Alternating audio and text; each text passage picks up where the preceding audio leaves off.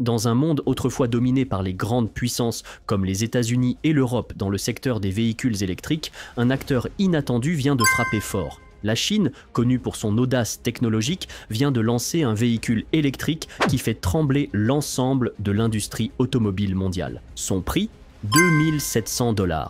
Oui, vous avez bien entendu. Imaginez un instant, un véhicule électrique au prix d'une moto moyenne. À première vue, ça semble trop beau pour être vrai. Comment un véhicule urbain avec toutes les fonctionnalités de base peut-il coûter aussi peu? La question est sur toutes les lèvres. Comment ont-ils fait?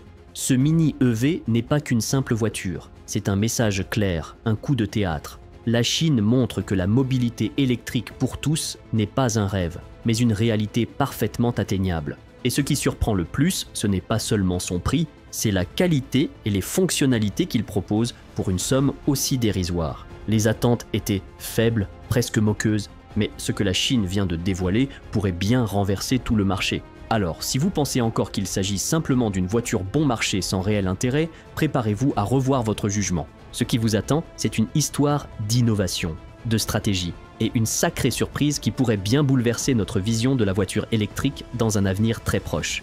Mais avant d'entrer dans le vif du sujet, une seconde seulement. Nous travaillons dur pour atteindre les 20 000 abonnés et votre soutien est essentiel pour y parvenir. Si ce contenu vous plaît, pensez à vous abonner. Merci. Maintenant, revenons à la question centrale. Comment une voiture électrique aussi peu chère peut-elle réellement fonctionner?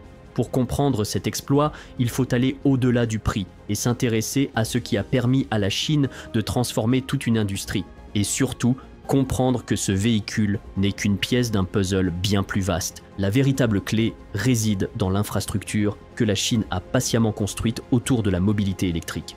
Depuis des années, le gouvernement chinois soutient massivement la production de véhicules électriques à coût de subventions colossales et d'incitations fiscales pour les entreprises. Mais ce n'est pas qu'une question de coût de fabrication. C'est tout un écosystème industriel local qui a été développé permettant de produire aussi bien les batteries que les moteurs, à bas prix et sans dépendre de l'étranger. Grâce à une chaîne d'approvisionnement entièrement nationale, les entreprises chinoises ont réussi à réduire drastiquement les coûts.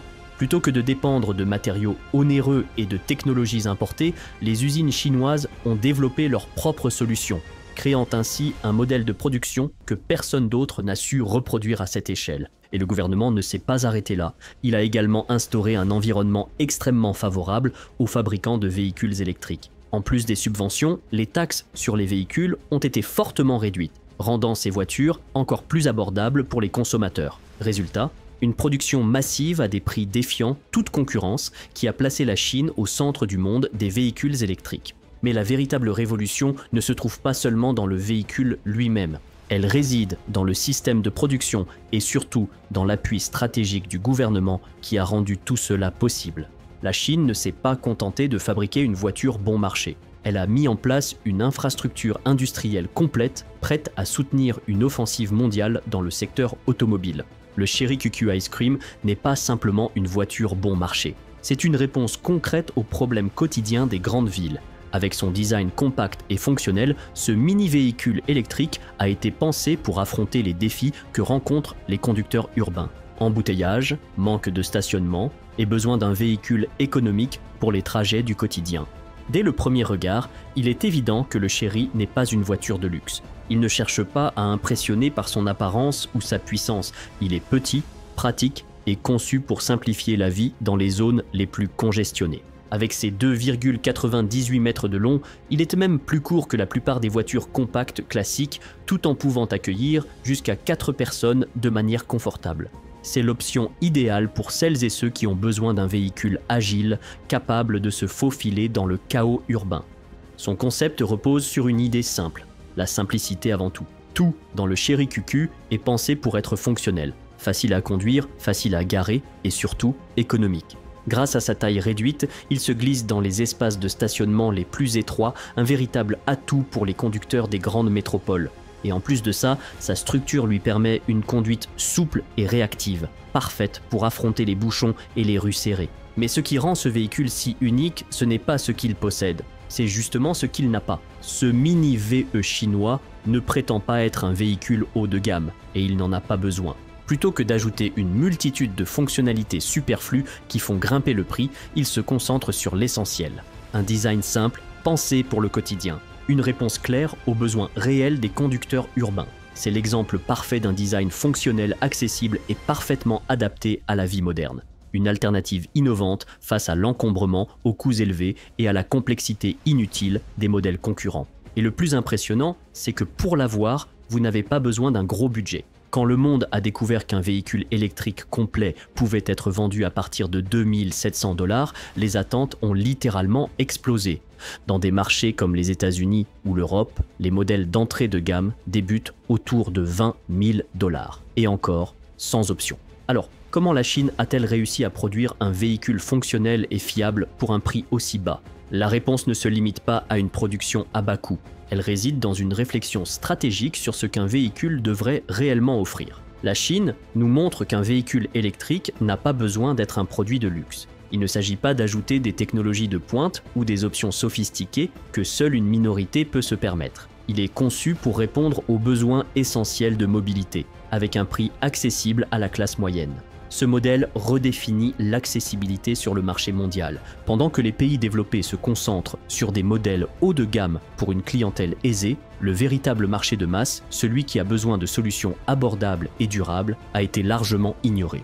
Mais aujourd'hui, la Chine a changé la donne. Elle propose un véhicule électrique économique qui n'est pas seulement accessible, mais aussi attrayant pour ceux qui recherchent des alternatives écologiques. Le modèle urbain de Chery envoie un message clair aux grands constructeurs automobiles. Il prouve qu'il n'est pas nécessaire de proposer un prix exorbitant pour offrir un véhicule électrique viable. Et si d'autres pays suivent cet exemple, cela pourrait accélérer l'adoption mondiale des voitures électriques, en particulier dans les marchés émergents. Certes, on pourrait croire qu'à un prix aussi bas, il faut forcément faire des compromis sur la qualité. Mais l'un des atouts majeurs de ce modèle, c'est justement sa technologie de batterie. Elle a joué un rôle crucial dans la réduction des coûts, sans pour autant sacrifier la fiabilité. Le Chery utilise une batterie au phosphate de fer lithié, ou LFP, une solution de plus en plus populaire dans l'industrie des véhicules électriques. Derrière ce nom, un peu technique, se cachent plusieurs avantages. Elle est moins chère à produire, plus résistante à la chaleur et surtout très durable. En d'autres termes, ce véhicule n'est pas seulement économique à l'achat, il est aussi fiable sur le long terme. L'une des raisons pour lesquelles les batteries LFP sont si courantes dans les véhicules électriques chinois, c'est justement leur coût bien plus faible comparé à d'autres technologies plus avancées, comme les batteries lithium-ion traditionnelles. Alors oui, elles sont moins performantes en termes de densité énergétique, mais pour une mini VE conçue pour les besoins quotidiens, c'est largement suffisant. Son autonomie varie entre 120 et 150 km par charge, ce qui couvre largement les trajets urbains qui sont l'objectif principal de ce véhicule. Et surtout, le coût de recharge est extrêmement bas, ce qui rend l'usage quotidien encore plus économique. Depuis son lancement, le Chery QQ a provoqué un véritable choc dans l'industrie automobile, en particulier hors de Chine. Sa combinaison de prix ultra compétitifs et de caractéristiques solides a pris de court les acteurs traditionnels du marché. Les réactions ne se sont pas fait attendre. Des géants comme Tesla, BMW ou Mercedes n'avaient pas anticipé un tel bouleversement.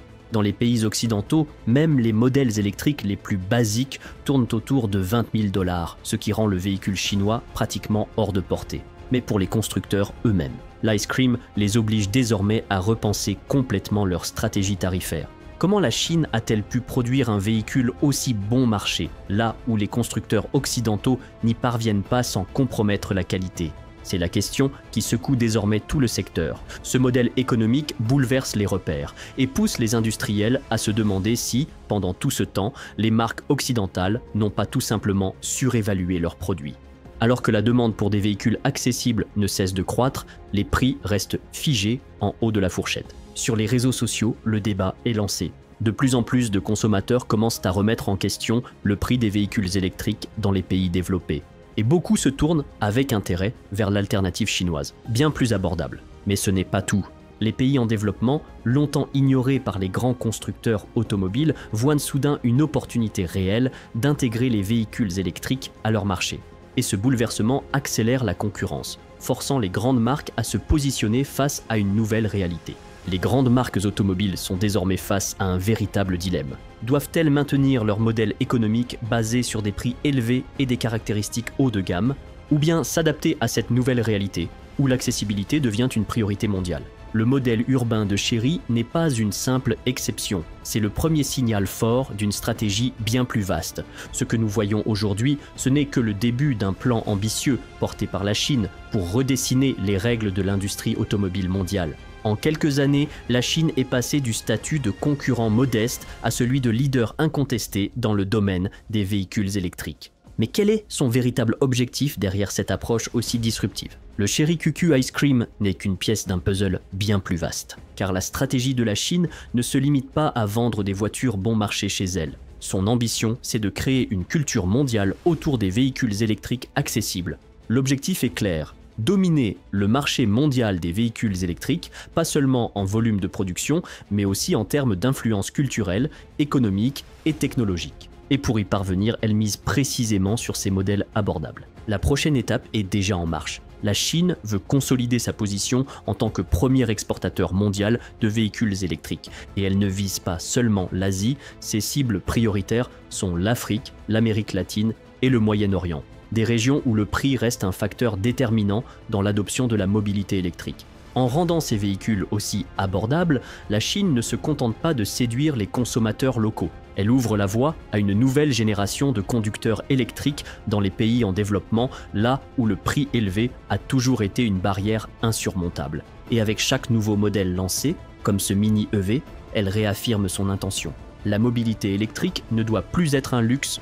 En réduisant les coûts de production et en supprimant les intermédiaires, la Chine impose de nouvelles règles du jeu dans le secteur automobile.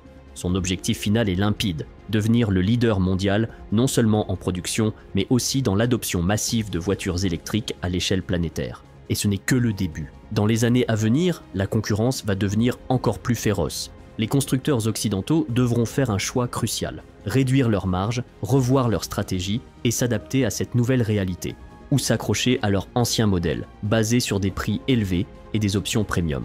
Mais une chose est désormais claire: la Chine a posé ses pions et le futur du véhicule électrique est déjà là. Sa présence sera plus dominante que jamais.